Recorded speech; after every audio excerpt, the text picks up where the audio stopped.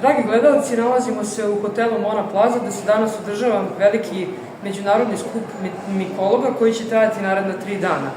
Balkan Fungus se organizuje od 2018. godine kada je bio prvi skup u Temišvaru, nakon toga prošle godine smo imali skup u Grčkoj i evo sada konačno i Beograd je domaćin ovako velikog i značajnog događaja.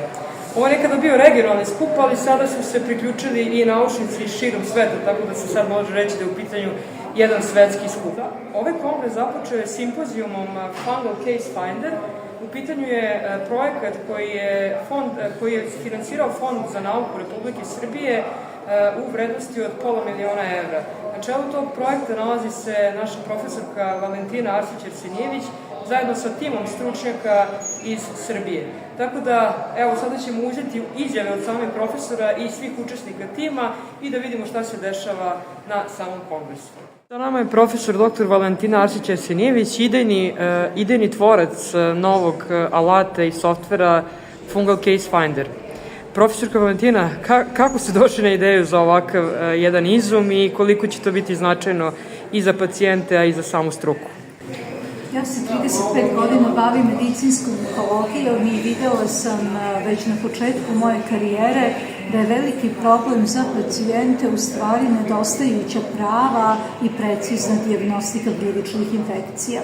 A sa druge strane sam primetila da su pacijenti vrlo motivisani da reše svoj problem, jer gljivične infekcije su hronične, dosta utiču na kvalitet života i takvi pacijenti su veoma motivisani da se edukuju i da prosto nađu svoje sopstveno rešenje.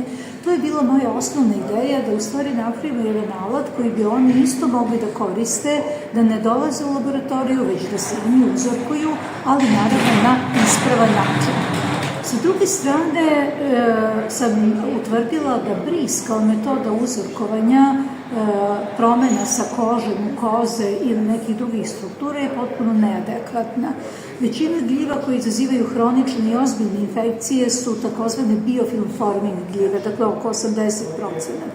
To znači da se one nalaze u jednoj masi koju možemo najlakše da opišemo kao lepak. Dakle, one su između sebe zalepljene, tako da kada koristimo pamučni bris, mi u stvari ili ne dobijemo ništa, ili površinske, nepatogene ili apatogene mikroorganizme detektujemo.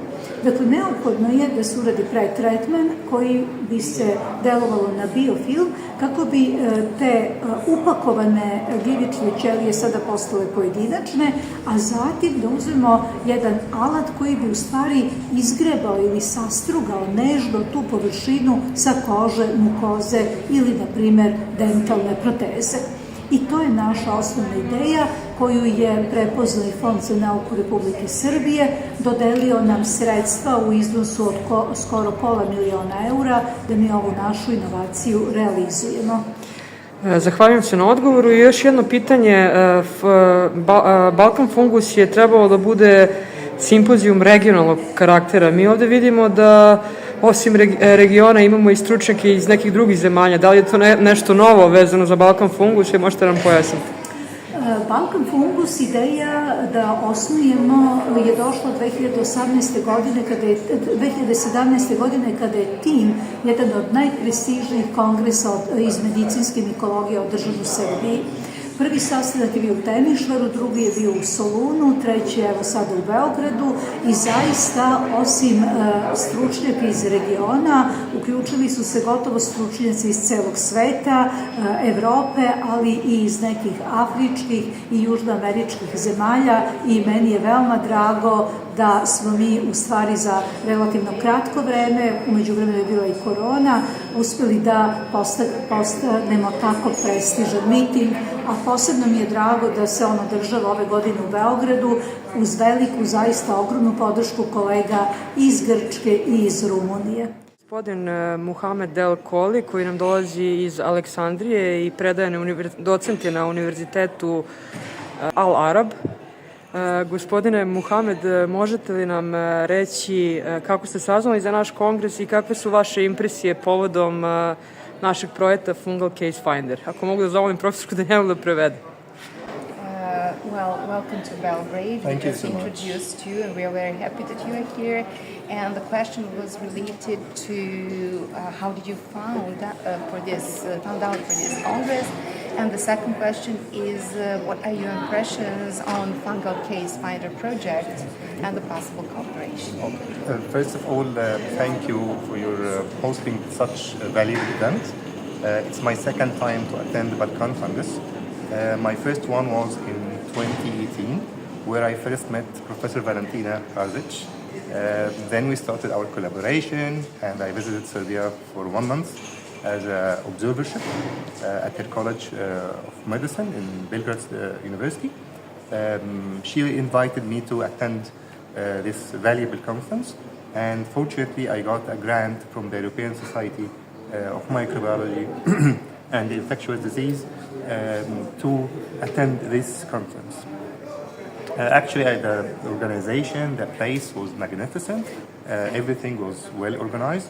I am aiming to find more collaborators, either from Serbia or from the Balkan area, where we can find a mutual point of research together and share knowledge, share isolates, share findings, and compare results from different countries.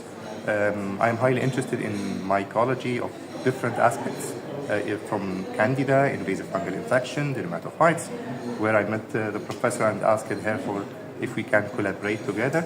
I heard about the Case Finder project, the very marvelous one, and I hope we can share some isolates, some work to do together and to share experience. It's a very good opportunity to collaborate with many experts in the field. Thank you very much, Mohamed. Thank you so much. Thank you. Profesor, kako mogu da vas zamolim ukratko za naše gledalce i da prevedete šta je rekao gospodin Mohamed? Evo, radi se o, ja bih rekla, mladom naučniku izuzetnog potencijala. On je drugi put u Beogradu i drugi put na konferenciji Balkan Fungus. Prvi put je bio na ovakvoj konferenciji 2018. godine, nakon čega je usledio njegov boravak u Beogradu kod profesorke Valentina Arsić-Arsenijević na mikologiji na Medicinskom fakultetu u Beogradu, da je tokom mesec dana stekao zaista, kako kaže, sjajne iskustva i nastavio je da radi u tom pravcu. A sada, zahvaljujući grantu, odnosno stipendiji koje je dobio, u mogućnosti je da i poseti ovaj naš drugi kongres, takođe bio je pozvan od strane organizatora, tako da evo njega iz Aleksandrije u Egipat. I ono što je čuo, to je da se Fungal Case Finder, znači projekat ovde, ono što je shvatio, da postoji mogućnost saradnje, jer možemo deliti izolate, jedni drugima biti kontrola, ali i sarađivati ne samo kada je u pitanju nauka, nego i kada su u pitanju pacijenti. Tako da u tom smislu, kao što je najavio, sad on to nije rekao sada, ali je rekao nama ili meni, postoji mogućnost da dalje komuniciramo i da sarađujemo po pitanju mikologije i po pitanju kontrole laboratorijskih rezultata, što je vrlo važno. Sa nama je profesor dr. Danijela Dobrosavljević, redovni profesor dermatovenerologije na Medicinskom fakultetu Univerziteta u Beogradu. Imali smo priliku da vidimo jedno sjajno predavanje koje nas je sve ostavilo bez daha, čak i nas koji smo laici, a vidimo da su i impresije vaših kolega bile povodom vašeg izlaganja. Pričali ste dosta o novom alatu Fungal Case Finder i projekat na kojem radite zajedno sa profesorkom Valentinom Arsić-Arsenijević i ostalim kolegama, pa ako možete da mi kažete kao dermatovenerolog kakav potencijal vidite u ovom novom alatu i uopšte u celom projektu, softveru i svemu što nam dolazi? Dovoljno sam dugo dermatolog da bi posle toliko godina rada shvatila da postoje mnogi problemi koje mi kliničari ne možemo da rešimo. A s druge strane, mikrobiolozi opet imaju mogućnosti da nam povodom, kada je u pitanju ovaj projekat, kažu šta je problem, da po tom pitanju sarađujemo. I za sada imamo odličnu saradnju, evo traje već 3 godine, gde ne samo dermatolozi, ne samo mikrobiolozi, već i statističari, stomatolozi, ginekolozi, takođe daju svoj doprinos ovom projektu. Dakle, nisu samo kožni lekari uključeni i zahvaljujući novom alatki koja je specijalizovana za svako od ovih polja koje sam rekla, postižemo za sada, vidjet ćemo kad se rezultati konačno obrade, i bolje rezultate. Sad, što se tiče dermatologije, samo mogu da kažem da sam jako zadovoljna i da ćemo naravno nastaviti da radimo po tom pitanju i da mogu da kažem da sam puno naučila, jer učimo jedni od drugih, a to je i cilj.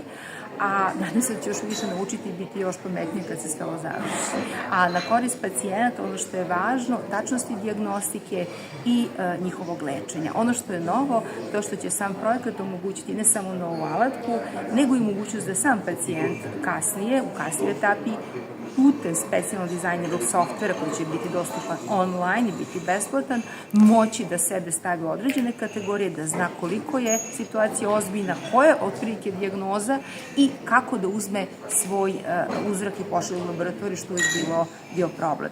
I nadam se da će to rešiti mnoge nedostatke koje postoje do sada u kliničkoj praksi, a najčešće to je bilo nedostupnost dobre laboratorije pacijentima koji znaju da imaju problem, a ne mogu da dođu do doktora ili dobrih laboratorija. Još jedno pitanje, s obzirom da se bavite, da ste dermatovenerolog i kliničar ste, zanima me koliko ljudi, pošto često govorimo o bakterijama, virusima i tome slično, ali retko kada se govori o gljivičnim infekcijama. Pa možete da mi kažete koliko su učestale uopšte gljivične infekcije, to recimo kada su neke kožne promene ili promene nokatne ploče, koliko je to često danas? To je veoma često. Ja bih rekla da prevalenca, znači zastupljenost u populaciji raste. Kada su u pitanju nokatne ploče preko 5%, 5 do 6%, a s obzirom da danas postoje brojne aktivnosti vezane za nokte kao što je sve više gel laka, pedikira, izlivanja, nadogradnje noktiju i te hemije koja razvara nokatne ploče, imamo predisponirajuće faktore pri čemu očekujemo da će te infekcije biti i sve češće. Kada su u pitanju zarazne infekcije kože i kada su u pitanju zarazne infekcije kapilicum, odnosno kosmatog dela kože glave, ja bih rekla da tu postoji jedan standardno standardno ista učestvovanost, ali nažalost to ipak raste. A sa nama je, ja bih da predstavim vama našu profesorku sa kožne klinike, profesorku Snežanu Minić, ona je moja draga koleginica i saradnica i sarađujemo tolike decenije i zaista je isto tako uključena u tu problematiku, pa evo ako biste bili ljubazni da nam kažete koje su vaše impresije ili koje su tvoje impresije kada su u pitanju, a to je ujedno i tema profesorkinog predavanja koje uskoro sledi za koji minut, to su površne gljivične infekcije i učestalost sa iskustva kožne klinike Kliničkog centra Univerziteta u Beogradu. Pa, pravo da vam kažem, mi smo nešto pogledali da bi mogli da budemo i vrlo egzaktni. Ja ću samo sebe citirati u ovom trenutku. Znači, od januara meseca do septembra mi smo posumnjali da imaju površnu infekciju 2000 ljudi koji su došli. Od toga nešto manje od 1000 je zaista bilo pozitivno. Znači, to je sve prisutno, osim izlivanja i ovog svega, nošenje patika je jedna od stvari koja je danas sve prisutna i neodgovarajuće, zatim ne samo patike, nego i čarape, mnogo prisutne sintetike, to sve favorizuje. Drugo, neodgovarajuća garderoba, znači to je tesna, plastična garderoba, svega toga ima i niko se neće toga odreći. Mi samo moramo biti svesni da tih vrsta infekcije ima i da ih na vreme sprečimo, odnosno da ih na vreme lečimo. Eto, to je ono što bih ja rekla. Mi sigurno nećemo odustati od patika, iako evo mene vidite, ja ne volim da nosim patike, ali nije to samo zbog zdravlja, nego prosto je moj izbor. Drugo, ta tesna plastična će se čak i preporučuje za vežbanje, što dodatno znojenje, vlaga i tako dalje to favorizuju. Znači, svi uslovi su da se gljivice pojave, odnosno gljivične infekcije, pa prema tome treba se na vreme javiti lekarima, a i lekari ne moraju nužno biti samo dermatolozi, nego prosto treba da postoji svest o tome da teh infekcija ima i potražiti pravilan savjet i na vreme reagovati. I naravno prevencija. Baš sam htela da vas pitam za prevenciju za naše gledalce, osim izbjegavanja patika i sintetike, da li ima još nešto? Prevencija je redovno održavanje higijene, znači kako tela, tako i odeće koja se nosi I s druge strane postoje mehanizmi, postoje određene kreme koje se mogu koristiti, uopšte higijenske mere koje mogu na određeni način sprečiti. Recimo, neuga stopala se mora naučiti, jer tome nas obično ne uče, osim pranja i odgovarajućeg, što kaže, oblačenja i obuvanja, ima i nekih još dodatnih načina i to prosto treba da uđe u svakodnevnu naviku i rutinu kao što je pranje zuba. Znači, prosto, ali za to je potrebna obuka i mislim da to treba proširiti i na nivo vrtića, škola i dalje. Znači, u smislu prevencije i šire zdravstvene edukacije. Eto. A ja bih samo dodala na kraju i odgovarajuće kulture kada se ide na bazene, da se onaj bazenčić u kojem treba, a često nema odgovarajuće hlora i odgovarajućeg antiseptika, nikako ne preskače, da se u njega uskoči, a onda iskoči, tako pomažemo sebi, a i drugima. Hvala vam puno. Okupljenima se obratila i novoizabrani dekan Medicinskog fakulteta Univerziteta u Beogradu, gospođa Tatjana Simić. Zaista ogromno zadovoljstvo i privilegiju da vas pozdravim sve kao učesnike ovog sastanka u ime nastavnika, saradnika i studenta Medicinskog fakulteta. Žao mi je što nisam se pridružila simpozijumu, znači, koji je urađen u okviru projekta IDEje, našeg Fonda za nauku Republike Srbije. Verujem da je svima poznato koliko je prezentacija rezultata ovog projekta značajna za našu školu i ne samo to, znači značajni su i značajne priznanje su naši naučnici dobili na dosadašnjim projektima Fonda za nauku. Pored toga što imamo najveći broj projekata u okviru fonda, ipak taj disbalans između broja istraživača i broja projekata još uvek postoji, tako da ja podsjećam sve mlade istraživače koji su ovde da ne zaborave svoje ideje. Imamo novi ciklus, je tako, novi program. Naš prodekan profesor Trajković je bio na tom nedavnom otvaranju programa IDEje i ja vas molim da svi u tome, da kažem, učestvujete. Ono što mi je posebno drago da moja generacijska drugarica i prijateljica, profesorka Valentina Arsić-Arsenijević, zaista predstavlja izvanredan primer međunarodne, da kažem, naučne i naučne afirmacije i u tom smislu zaista, eto, verujem da će nam pomoći i u našoj školi da se mladi ljudi opredeljuju ne samo za nacionalne, već i za evropske projekte. I would also like to welcome our international guests on behalf of the teaching staff and the students of the Faculty of Medicine in Belgrade. I would say that your presence is really crucial for our medical school because internationalization is one of our primary goals. As you probably know, our medical faculty is one of the oldest and largest in Balkan region, with over 2,500 students at integrated academic medical studies, which are internationally accredited, and believe it or not, 600 PhD students that attend our PhD programs at different modules. This doctoral studies has also been internationally accredited. I would like to emphasize that this gathering provides an excellent opportunity for our PhD candidates to develop their presentation skills and engage in networking, enhancing their chances to participate in international projects. I would also like to mention that in these challenging times for Europe, it is vital to maintain peace in our region.